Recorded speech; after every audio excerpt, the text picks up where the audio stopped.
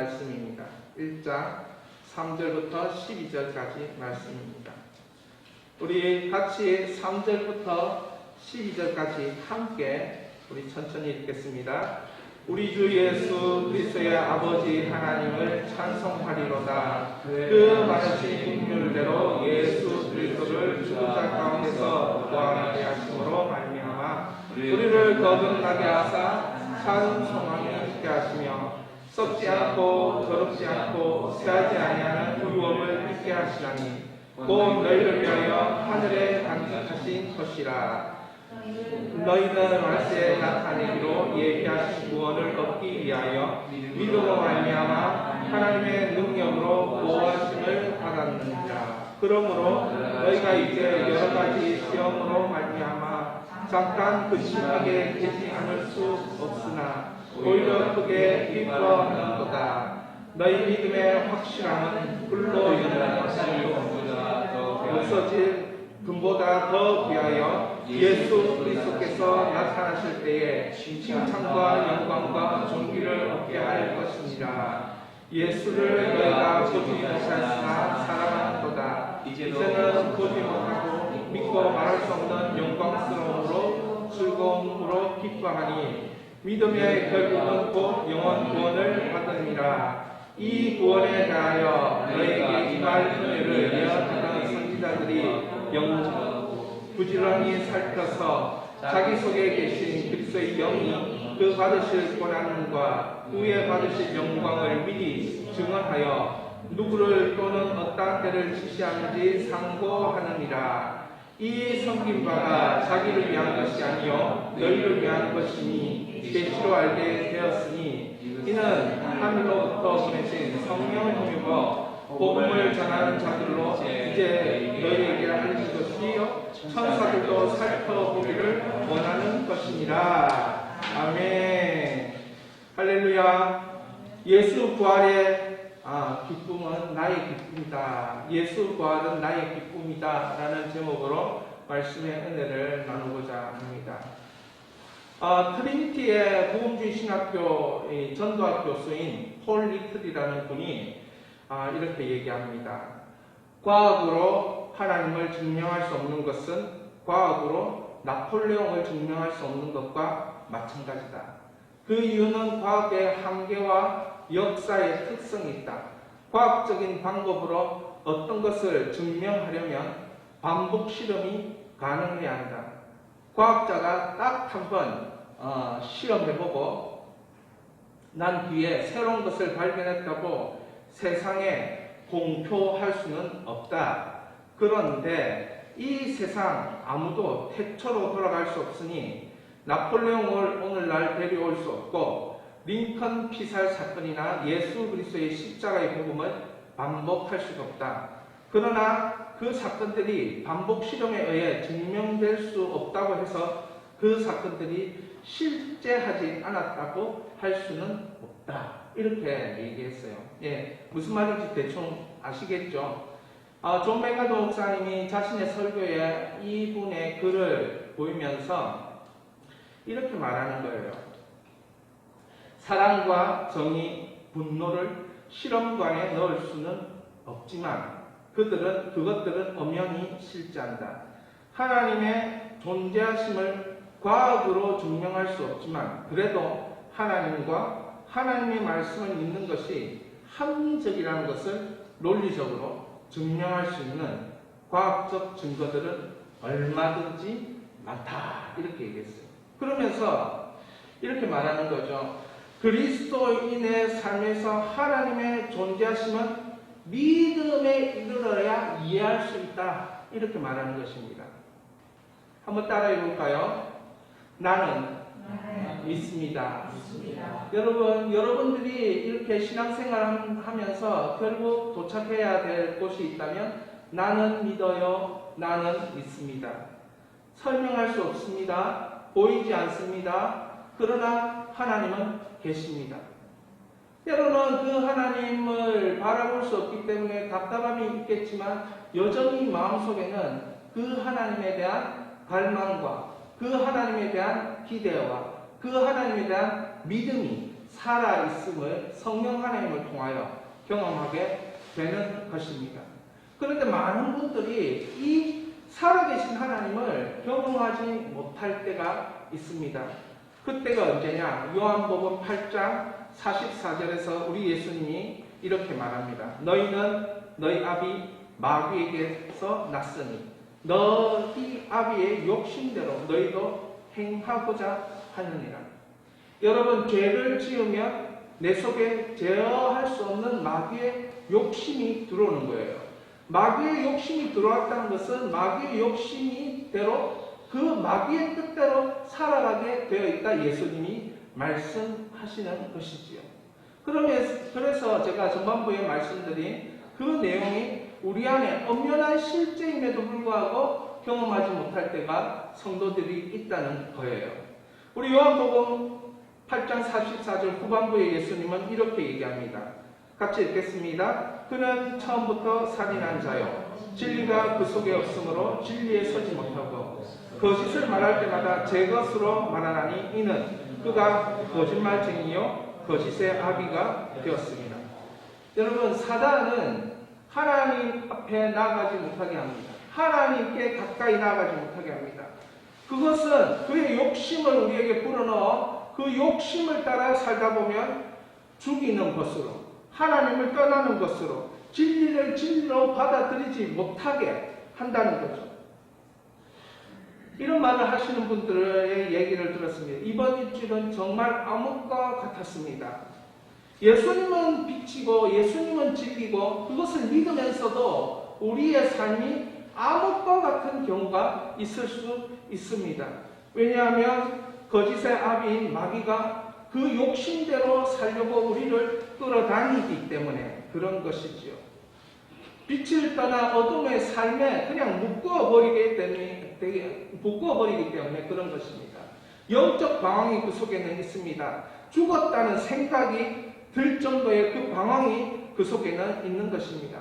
절망을 느끼게 합니다. 사람도 절망은 죽음에 이르는 병이라 이렇게 말하는 것처럼 마귀도 절망 가운데 우리를 끌고 가서 죽음에 이르는 방향으로, 이게 마귀의 역사입니다. 그러니 우리가 여기에 잘못 붙잡히면 우리 가운데 하나님이 살아계셔요. 하나님이 역사하고 계셔요. 하나님의 말씀대로 되고 있어요. 이게 경험할 수가 없고 느껴질 수가 없고 이 상과는 전혀 무관한 삶이 된다는 것이에요. 그런데 이러한 우리를 예수님이 어떻게 하십니까? 이러한 우리를 예수님이 이렇게 하십니다. 예수 십자가는 죄를 용서해 주시는 하나님의 은혜다. 우리 다시 한번 읽겠습니다. 예수 십자가는 죄를 용서해 주시는 하나님의 은혜다. 여러분, 이 예수 십자가의 이 은혜는 이미 완성된 은혜입니다. 그건 내가 노력해서 받는 것이 아니에요. 그건 내가 그 십자가로 나갈 때만 누려지는 것이 아니에요. 이미 다 완성된 것이기 때문에 여러분이 십자가를 믿는다, 예수 그리스도를 믿는다 고백하면 여러분이 이 완성된 사역을 누리는 거예요. 예수님은 우리 죄의 대가를 십자가에서 다 지불하셨습니다. 우리가 죄를 지으면 그 죄는 사라지지 않습니다. 우리의 지은 죄 때문에 우리는 사단의 영향력 아래로 들어가게 되어 있습니다. 우리의 힘으로 그 영향력을 저항할 수 없게 됩니다. 그러나 여러분, 우리가 예수 십자가를 믿으면 네 가지 일이 일어납니다. 한번 읽어볼까요? 예수 십자가는 이미 죄에 대한 승리한 사건입니다. 예수 십자가는 이미 세상에 대해 승리한 사건입니다. 예수 십자가는 이미 육신에 대해 승리한 사건입니다. 예수 십자가는 이미 사단에 대해 승리한 사건입니다. 할렐루야. 사랑하는 여러분, 예수님의 그 십자가의 사건은 이미 우리에게 다 준 승리라는 것을 믿을 수 있기를 바랍니다. 우리의 영혼 안에, 우리의 삶의 영역 안에 이 십자가를 중심으로 한 운동이 일어나고 있어요. 이 십자가를 중심으로 한 운동력이, 생명력이 우리 속에 있다는 것이에요. 내가 예수 그리스도를 나의 중심에 받아들이고 나면 우리 삶에 이러한 일은 계속적으로 일어나고 있습니다. 이것이 바로 성화의 구원이에요. 승리의 운동력으로 계속해서 여러분의 삶이 연결되어진다는 것입니다. 죄에 대해 승리, 세상에 대한 승리, 육신에 대한 승리, 사단에 대한 승리, 이러한 운동이 십자가 운동이 연결되어지는 것입니다. 그런데 이것이 연결되어지지 않는 사람들이 종종 있습니다. 왜 예수 생명이 연결되어지지 않는 것입니까? 왜 나에게 십자가 운동이 일어나지 않는 것입니까? 십자가 운동이 내 영혼과 나의 삶에 일어나게 하려면 두 가지가 있어야 합니다. 요한복음 1장 14절입니다. 말씀이 육신이 되어 함께 읽습니다. 우리 가운데 거하시매 우리가 그의 영광을 보니 아버지 독생자의 영광이요 은혜와 진리가 충만합니다. 여러분, 말씀을 받아들이면, 예수님의 말씀을 먹어버리면 여러분의 인생 가운데 영광이 나타납니다. 독생자의 영광, 은혜와 진리가 충만한 예수 그리스도의 영광, 이것이 하나님의 생명과 내가 연결되는 길입니다. 그러므로 말씀 받아들이자, 말씀을 믿자, 말씀대로 해보자. 이것이 십자가의 생명운동이 여러분 가운데 일어나게 되는 것입니다. 죄를 이기기를 원하는 사람은 하나님의 말씀과 내가 연결되는 일들을 해야 하는 것입니다. 세상을 이기기를 원하고 세상의 영향력 가운데 살지 않기를 원하는 사람은 하나님의 말씀과 나의 인생과 연결시키는 일들을 해야 하는 것입니다. 뿐만 아니라 한 가지 더 해야 됩니다. 말씀을 읽는다고 해서 그 말씀이 모두 다 나와 연결되는 말씀이 아니라는 것이죠. 말씀을 읽으면 그 말씀 속에 하나의 말씀, 하나의 생각, 하나의 주님의 사상이 나에게 들어옵니다. 나의 마음에 들어옵니다. 이때는 내가 하나님 앞에서 기도할 때입니다.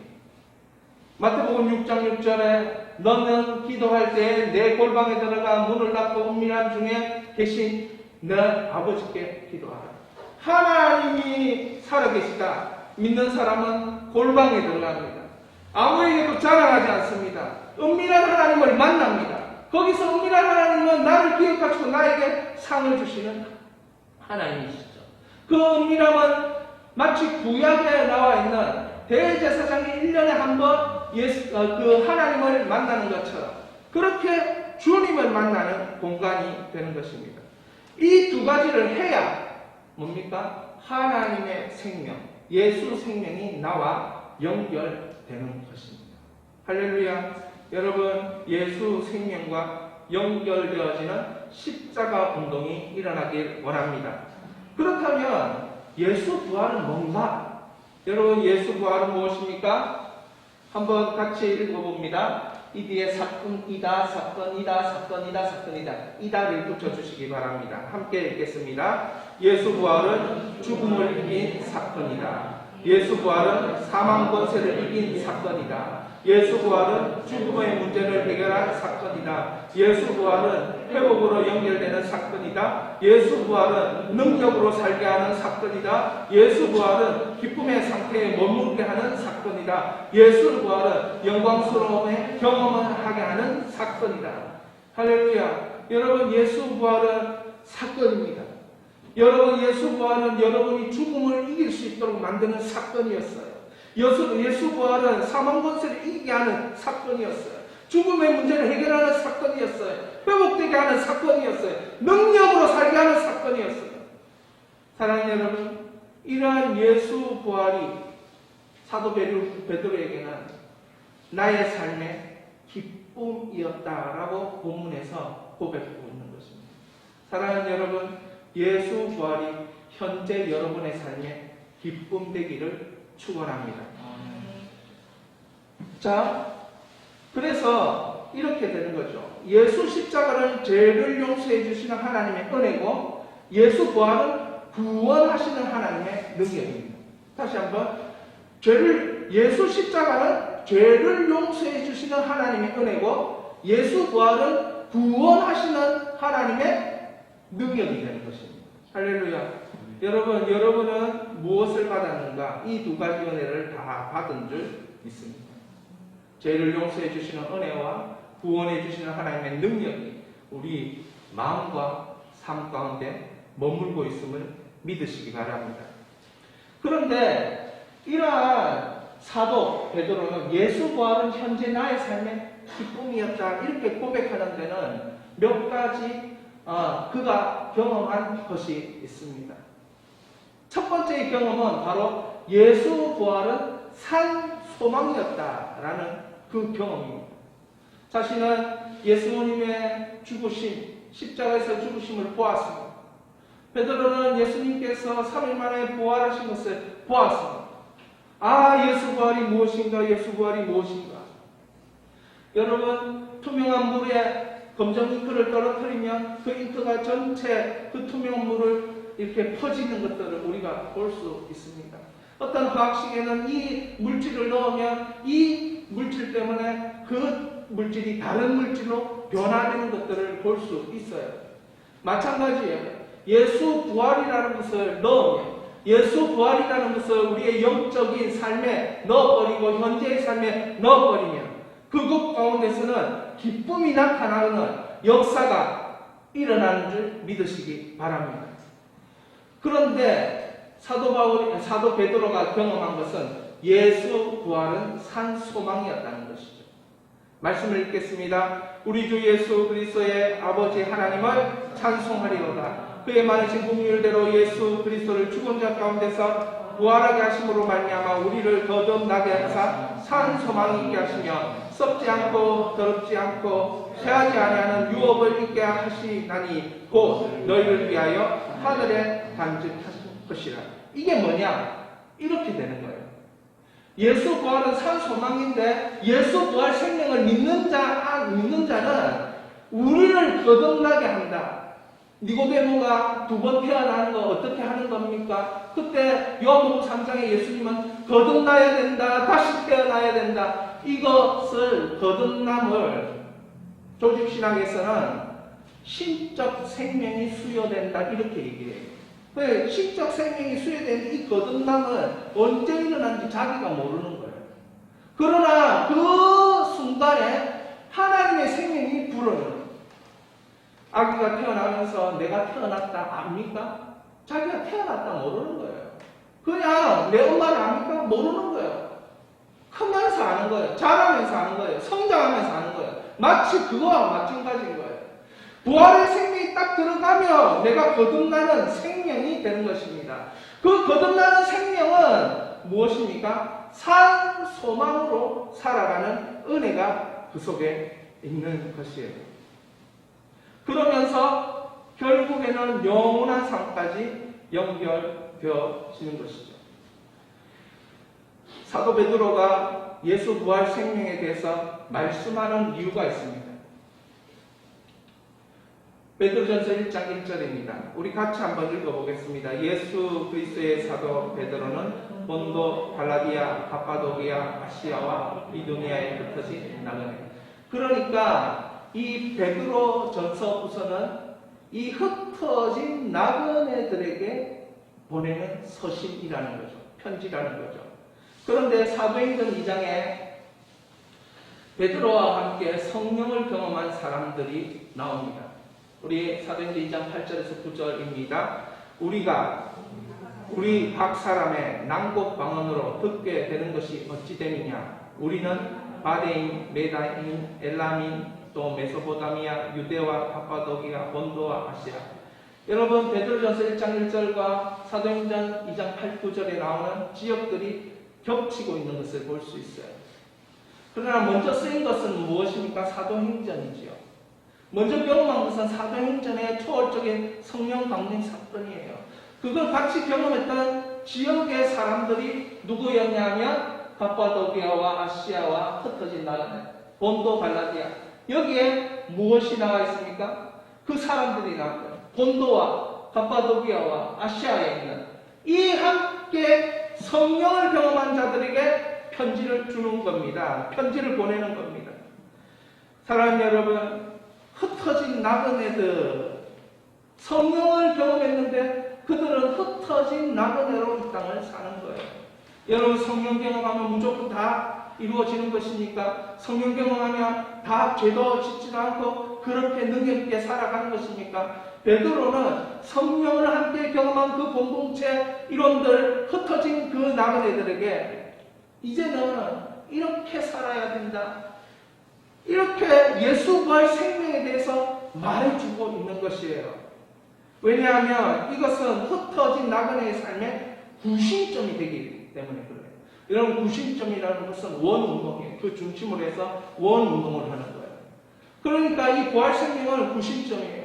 부활생명을 받은 자가 사는 곳에는 원운동이 일어나고 있어요. 거룩의 운동이 일어나고 있어요. 생명의 운동이 일어나고 있어요. 이것을 흩어진 나그네가 알지 못할 때는 이 흩어진 나그네가 의미를 찾지도 못하고 영적으로 방황할 수밖에 없다는 거죠.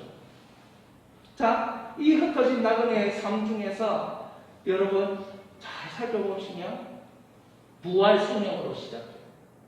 그리고 우리에게 거듭나게 하셨어요. 이 거듭난다는 것은 존재가 바뀐다는 거예요. 거듭난다는 것은 존재를 완전히 바꾸어 버린다는 거죠. 존재를. 여러분 존재가 바뀌셨습니까? 하나님이 일할 수 있는 존재, 하나님이 역사하실 수 있는 존재, 하나님의 말씀대로 살아갈 수 있는 존재가 완전히 바뀌어버려요. 존재가 바뀌고 나서는 어떻게 합니까? 산소망. 산소망은 이 땅에 살아나가는 것을 의미하고 유업은 영원한 삶을 의미해요. 그래서 이렇게 정리가 되는 거예요. 예수 그리스도의 부활 생명은 우리를 거듭난 생명으로 만들고 이 거듭난 생명은 산소망으로서의 삶이 되게 합니다. 산소망에서 삶은 유업을 잇는 영생의 삶이 기다리고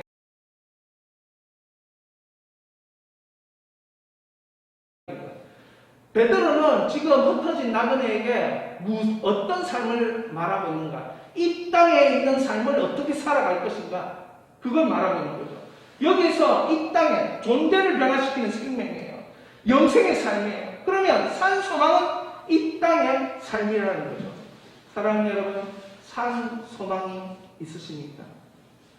그것은 바로 이 땅의 삶이 여러분에게 있냐라는 질문을 제가 드리고 있는 것입니다. 성경학자들은 베드로 전후서의 핵심 단어를 소망이라고 말합니다. 성경에서의 소망은 불확실한 것 또는 소원이 아닙니다. 그건 세상에서 말하는 거예요. 성경에서 말하는 소망은 사실과 약속에 근거하여 미래에 임할 복을 기대하는 것을 소망이라고 해요. 여러분 미래에 임할 복이 있다는 거예요. 하나님의 약속과 그 사실을 근거해서 그 부활과 그 십자가의 사실을 근거해서 여러분에게 임할 복이 있는데 그것을 산소망으로 미리 바라보고 있다라고 가르치고 있는 것이 바로 사도 베드로의 가르침입니다. 사랑하는 여러분, 살아있는 소망이에요. 살아있는 소망이라는 말은 무슨 말입니까? 이 소망이 꿈틀거리고 있다. 이 소망이 일을 하고 있다. 이 소망이 걸어가고 있다. 이 소망이 이루어나가고 있다. 이걸 말하는 거예요. 그러니까 산 소망이다. 이렇게 얘기하는 거예요. 사랑하는 여러분, 산 소망으로의 삶이 뭐냐? 이 땅 위에서 산 소망이 작동하고 있는 거예요. 작동. 사랑하는 여러분, 여러분 속에는 예수에 대한 소망이 있어요. 미래에 대한 소망이 있어요. 천국에 대한 소망이 있어요. 자기 인생에 대한 소망이 있어요. 자녀들에 대한 소망이 있어요. 그 소망이 뭐하고 있느냐? 작동하는 소망이라는 거예요. 그게 살아있는 소망인데 히브리서 6장 19절에 소망에 대해서 이렇게 얘기합니다. 같이 읽겠습니다. 우리가 이 소망을 가지고 있는 것은 영혼의 닭 같아서 튼튼하고 견고하여 휘장 안에 들어가나니. 여러분, 소망은 영혼의 탓이에요. 소망은 탓은 항구에 정박시키고 배가 떠내려가지 않도록 꽉 붙들어주는 것이 다시 하는 역할이지요. 우리도 이 땅에 살면서 소망이 없으면 하나님께 정박되어야 될 우리 영혼이 떠내려간다는 거예요. 떠내려가고 때로는 침몰할 수밖에 없다는 거죠. 그러나 이 영혼에 다시 소망을 가지면 여러분 침몰하지 않는 인생이 되는 줄 믿으시기 바랍니다. 그런데 이것이 튼튼하고 견고하여 어디로 들어간다고요? 휘장 안으로 들어간다. 여러분, 휘장은 무엇입니까? 성소와 지성소 사이에 있는 거예요. 제사장이, 대제사장이 지성소에 1년에 한 번 들어갈 때 이 성소에서 지성소에 그 휘장을 지나서 들어가는 거예요. 예수님이 십자가에서 죽으실 때 누가복음에서는 휘장이 아래에서 위로 찢어지는 것이 아니고 위에서 아래로 찢어지는 거예요. 휘장이 아래에서 위로 찢어진다는 것은 사람이 찢는 것을 의미하고, 휘장이 위에서 아래로 찢어지는 것은 하나님이 찢어지는, 하나님이 찢어주시는 것을 의미해요. 그러므로 하나님께 나아갈 수 있는 휘장 안으로 들어갈 수 있도록 하는 것이 무엇이었다? 산 소망이었다라고 말하는 것이에요.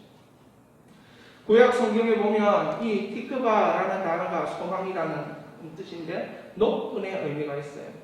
여러분, 집신을 만들 때 하나의 집신과 다른 집신을 연결해서 그 튼튼한 신을 만들려고 했었어요.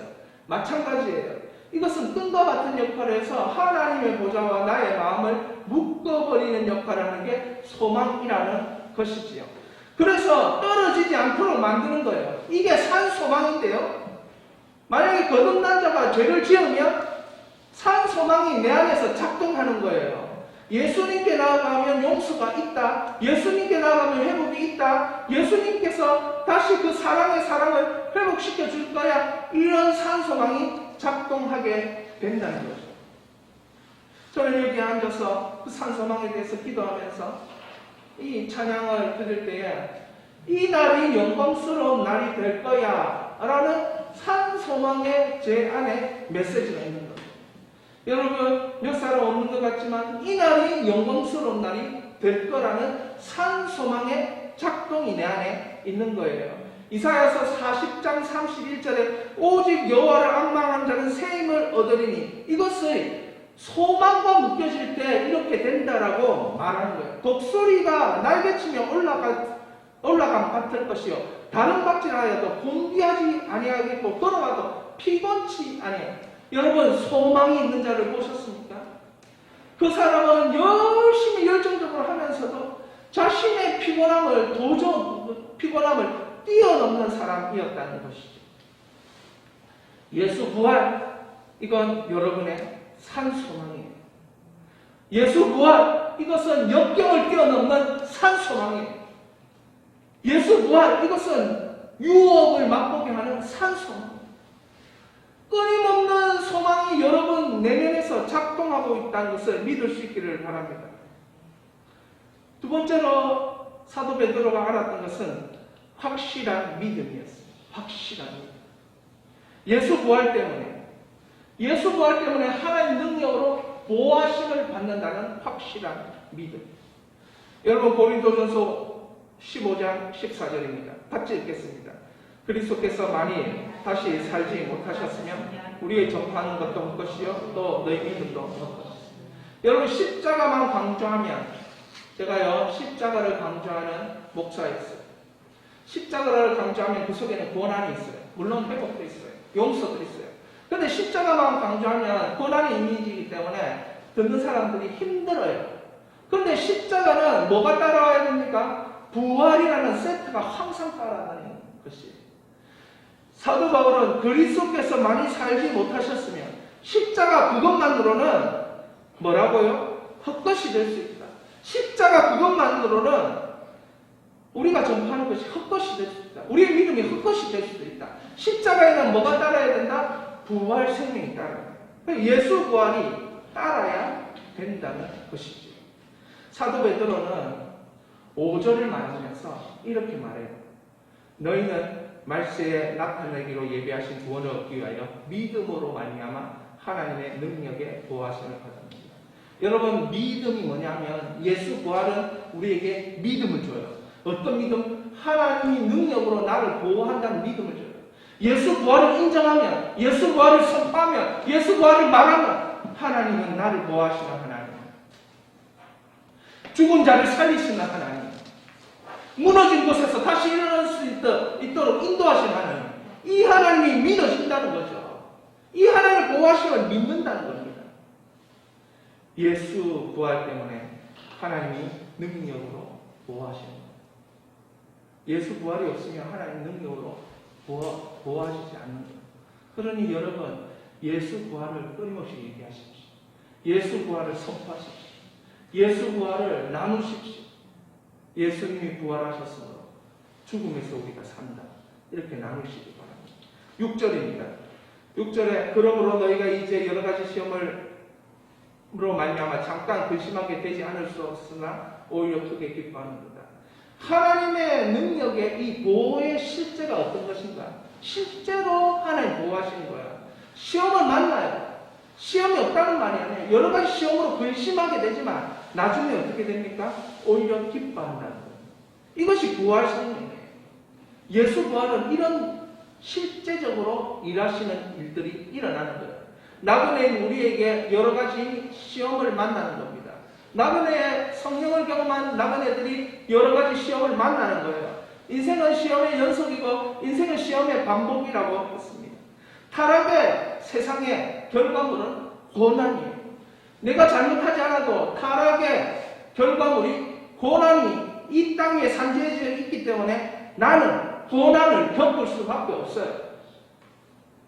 죄의 문제가 병을 가져왔어요. 죄의 문제가 죽음을 가져왔어요. 그러니 내가 그 타락의 결과물에 고난을 경험하게 되는 거예요. 그런데 하나님의 능력으로 보호하심의 실제, 그 실제를 경험하는 사람, 예수 부활을 선포하는 사람에게는 그 속에는 하나님의 섭리가 있습니다. 할렐루야.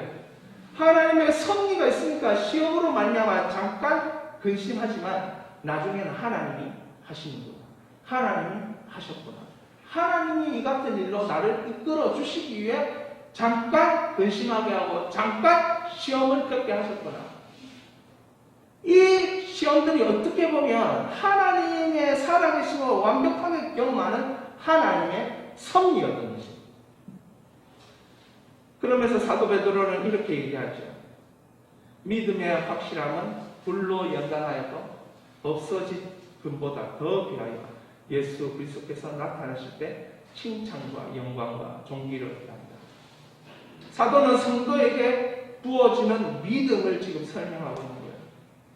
여러분, 우리의 믿음은 확실한 믿음이라는 것을 증거할 수 있는 기회는 언제인가? 여러 가지 시험을 만날 때, 고난을 경험할 때, 나의 믿음의 진실성을 확실하게 증거할 수 있는 기회는 언제인가? 불로 연단할 때입니다. 연단이 단련이라는 뜻이에요. 이 금을 불로 단련하는 거예요. 첫 번째는 불순물을 없애기 위해서 단련하는 거예요. 두 번째는 그 불로 금을 단련할 때 금이 더 순도가 높아지도록 단련하는 거예요.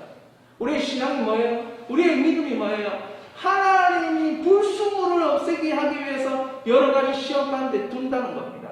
하나님이 더 들어쓰시기 위하여 그 시험과 고난이 나에게 있는 거예요. 지금 이해가 되지 않아요. 지금 너무나도 힘들어요. 지금 너무나도 그 타락의 결과물을 내가 겪는다는 것이 너무나도 끔찍합니다. 그러나 그 속에는 칭찬과 존귀와 영광을 위하여서 예비되는 단련되는 순간이라는 것이지. 믿음이 그냥 믿음이 되는 것이 아니라는 것을 사도 베드로는 알았습니다. 그러므로 성령 체험한 사람이 성령으로 사는 게 그냥 되는 게 아니라는 것을 사도 베드로는 알았기 때문에 단련이 필요하다. 단련이 필요하다. 그렇게 말하고 있는 것입니다. 8절입니다. 여러분의 삶에 영광스러운 즐거움이 있기를 바랍니다. 그거 영광스러운 즐거움이 있기 위해서 사도 베드로는 예수님을 볼 수 없어. 예수님을 우리 육안으로 볼 수 없어. 우리 육신으로 볼 수 없어. 그럼에도 불구하고 너희가 사랑하지? 그러면 영광스러운 즐거움이 너희에게 임하는 거야. 예수님이 보이지 않는데 믿음의 눈으로 예수님이 보인다. 예수님을 보았다. 예수님께서 이렇게 나타나셨다. 말을 해라. 선포해라. 그러면 너에게 영광의 즐거움과 기쁨이 있을 것이다. 여러분, 제가 이렇게 말씀드렸죠. 투명한 물에 뭘 떨어뜨리면 그 전체 색깔이 변하는 것처럼 예수 부활 생명을 떨어뜨리고 예수 부활 성령이 내 안에 들어오면 그 안에는 예수님을 볼 수 있는 눈이 열립니다. 영광의 즐거움이 경험할 수밖에 없는 것입니다. 자, 그래서 사도 베드로는 9절에 이렇게 얘기해요. 믿음의 결국은 뭐라고? 영원 구원이라고 얘기해요. 할렐루야. 저는 믿음의 결국이라 할 때, 이 결국이라 할 때 이렇게 생각했어요. 믿음의 삶이 힘들고 어려워도 환난과 핍박이 있어도 참으세요. 견디세요. 자기를 지키세요. 흔들리지 마세요. 이렇게 생각을 했어요. 왜? 마지막에 결국 너가 구원받을 거예요. 저는 이것도 틀리지 않았다라고 생각해요.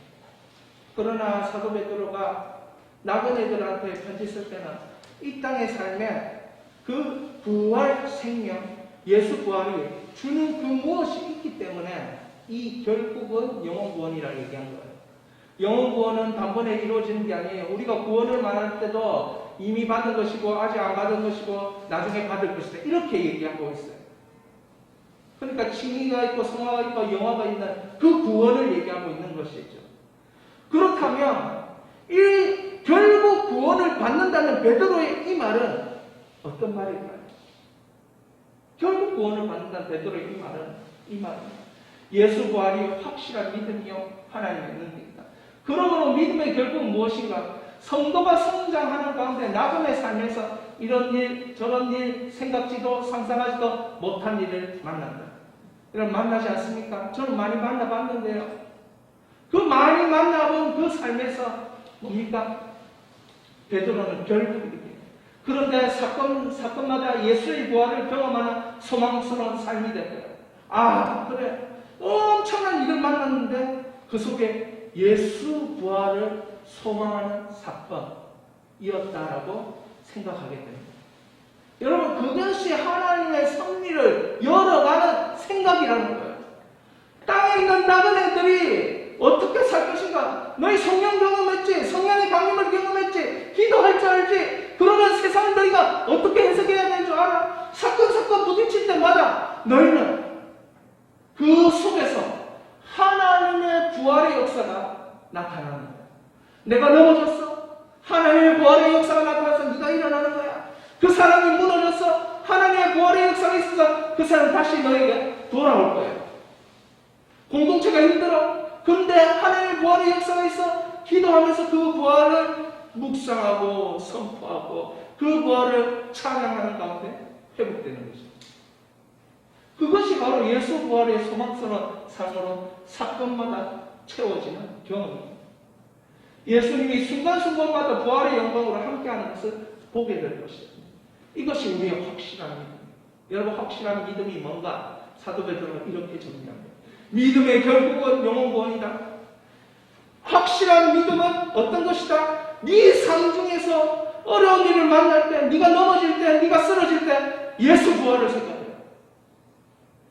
예수 부활은 사흘 만에 다시 일어나는 부활이다.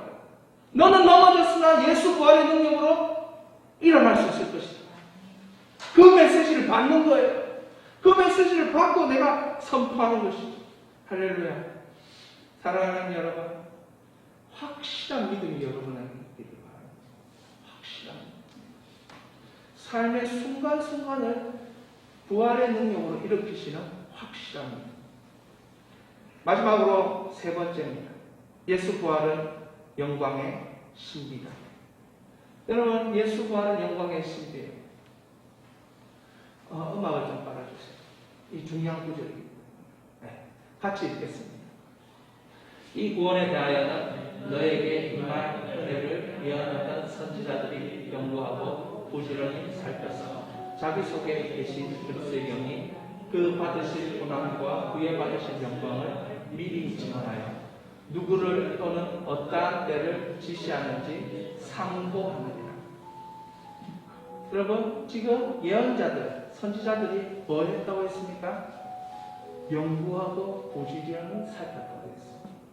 베드로가 이 산소망에 대해서, 이 예수 부활 생명에 대해서 얘기하면서 이걸 선지자들이 연구하고 살폈다. 다른 성경에는 이렇게 구체적으로 되어 있는 것 같습니다. 그런데 12절입니다. 같이 읽겠습니다. 이 섬긴 바가 자기를 위한 것이 아니고 너희를 위한 것이니 계시로 알게 되었으니 이것은 하늘로부터 보내신 성령의 힘과 복음을 전하는 자들로 이제 너희에게 알린 것이요 천사들도 살펴보기를 원하는 것입니다. 천사들이 기가 차는 거예요. 천사들이 성부 하나님 안에서 생각할 수 있는 그런 제약대 세상 안에서 생각 못해요. 인간하고 다르죠. 천사들은 성부 하나님 안에서 생각해요. 그걸 생각해보니까 어떻게 이 놀라운 일이 일어날 수 있는가? 천사가 말합니다. 제가 이 설교를 준비하면서 적은 거예요. 저 사람 뭔가?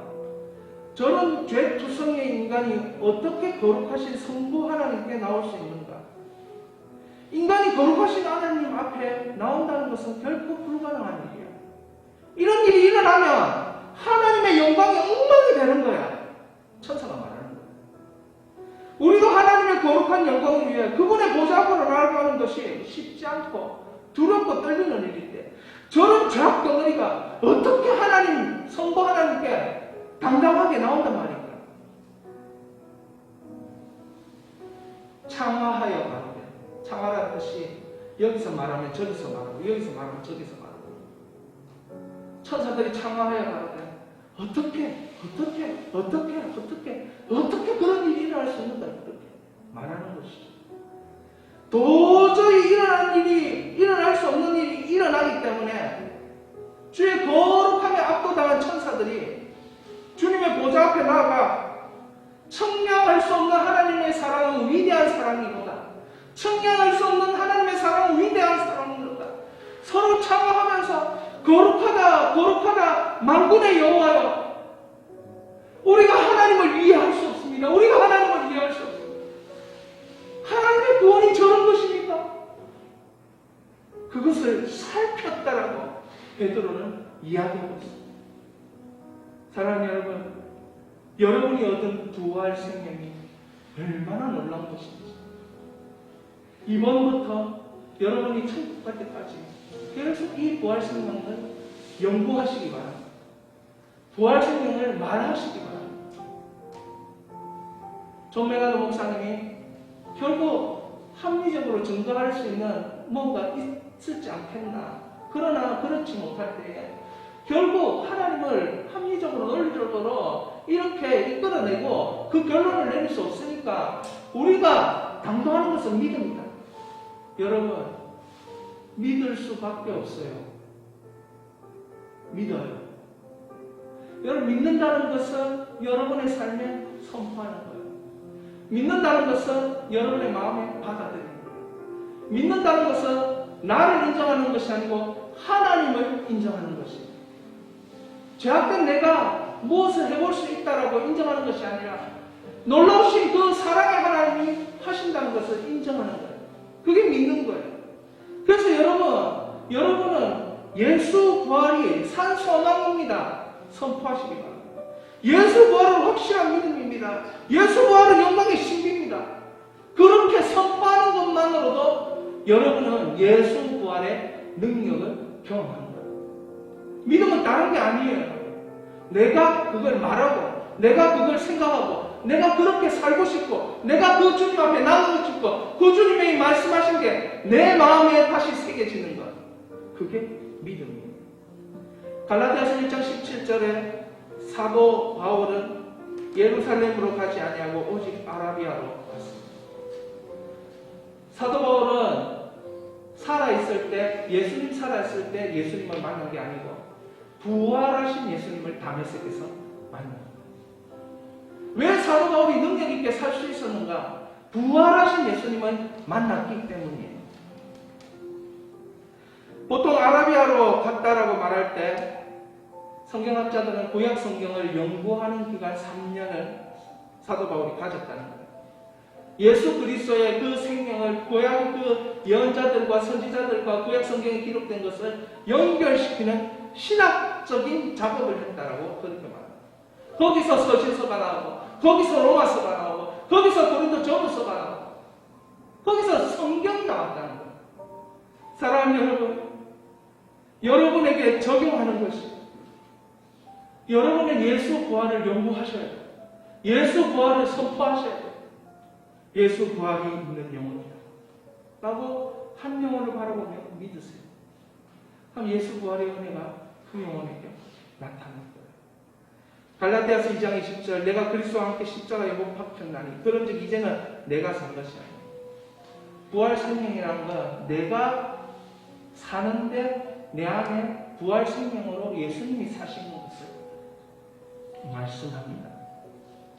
자기 몸을 버리신 하나님 아들을 믿는 믿음 안에서 사는 것이죠.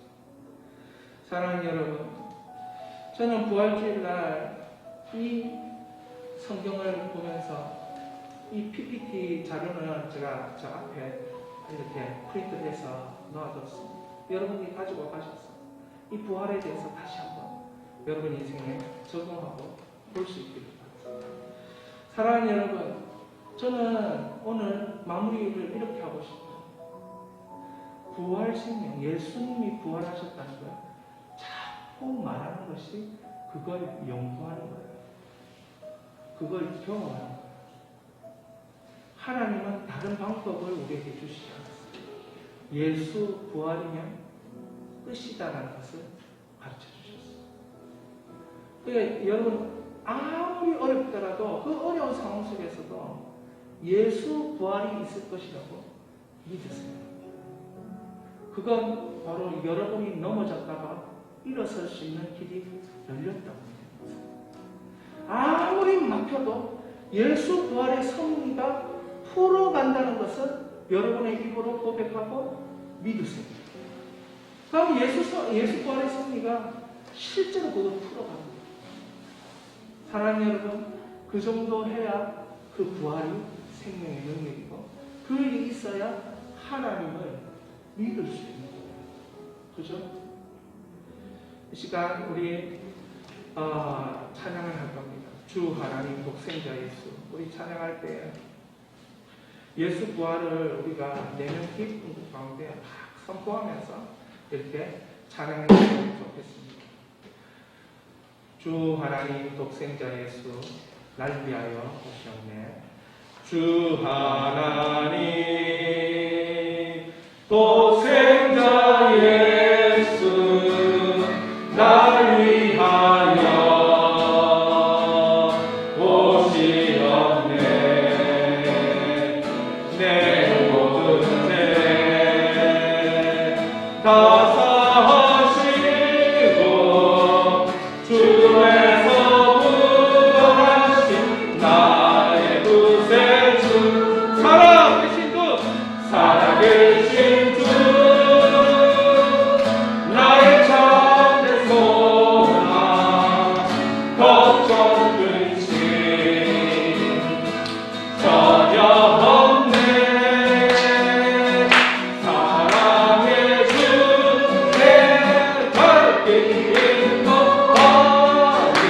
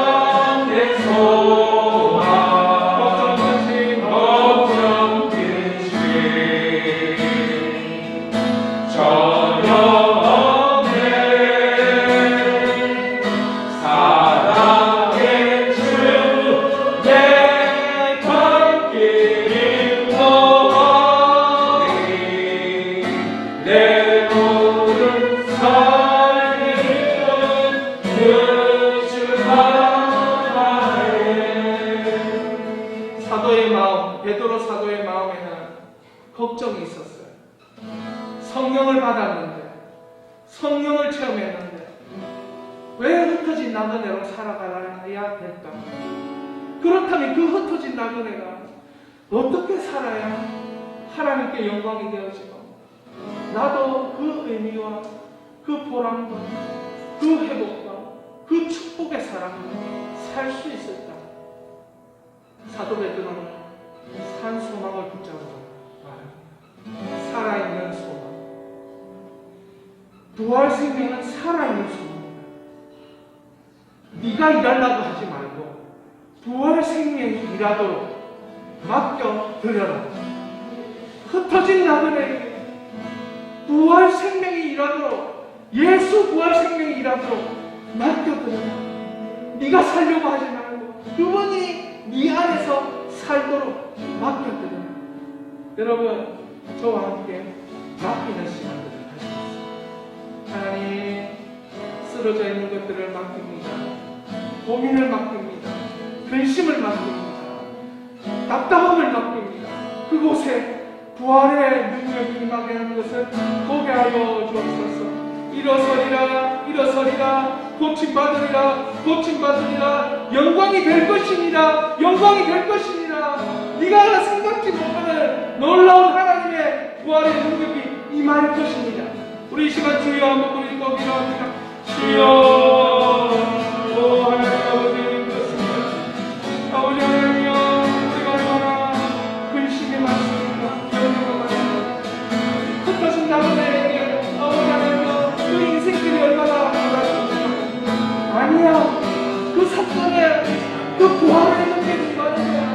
아니야, 그 악한 가운데 예수 부활의 능력이 많은 거야. 그 절망에 예수 부활이 많은 거야. 예수 부활이 해석되는 거야.